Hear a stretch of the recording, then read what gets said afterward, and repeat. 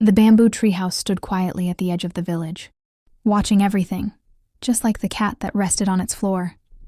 That morning, a cartwheel broke near the narrow path. It wasn't loud, it wasn't dramatic. The man stood there, unsure what to do next. Up in the bamboo treehouse, the cat lifted its head. It always noticed when something changed. One person stopped. Then another. No meeting was called. No one asked whose responsibility it was. Someone brought a rope. Someone else brought a piece of wood. A child held the wheel steady. The cat climbed down halfway and sat on a bamboo step, watching carefully. Tail still, eyes calm, hands worked together. Slowly, patiently. The cart was fixed enough to move again. Not perfect, but usable. No one clapped. No one expected thanks. The man nodded once and continued on his way. The cat jumped down, walked between the feet, and returned to the bamboo treehouse. Life went on. The treehouse stayed. The village stayed.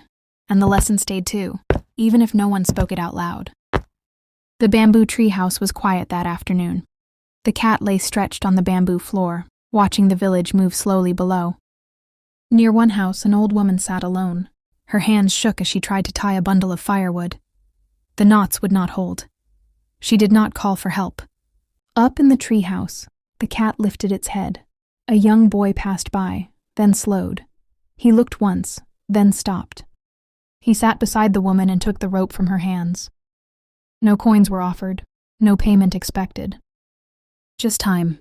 The boy retied the bundle carefully, listened as the woman spoke, about weather, about crops, about nothing important at all. The cat climbed down halfway and sat on the bamboo step, watching the quiet exchange. When the bundle was finished, the boy stayed a little longer. Then he stood and left. The woman smiled, not because the work was done, but because she had not been alone. The cat jumped down, walked past the firewood, and returned to the bamboo treehouse. The village moved on. No money changed hands. Nothing was recorded. But the lesson settled deep, the kind that lasts longer than things. The bamboo treehouse watched another ordinary day. The cat sat near the edge, tail wrapped neatly, eyes following the path below. A small child struggled with a heavy water pot. It was too big for her hands, but she didn't want to spill a drop. A few steps away, an old man rested on a stone, his breath slow, his legs tired. Neither asked for help. The cat stood up, not because it could help, but because it noticed. A woman passing by stopped first. She lifted the pot just enough to steady it. The old man reached out and guided the child's steps, showing her where the ground dipped and where it stayed firm. Together, they moved slowly. The cat climbed down and sat nearby, watching the moment take shape, young hands learning, old hands remembering. When the water was safely placed down, the child smiled wide. The old man nodded once. No speeches, no lessons spoken.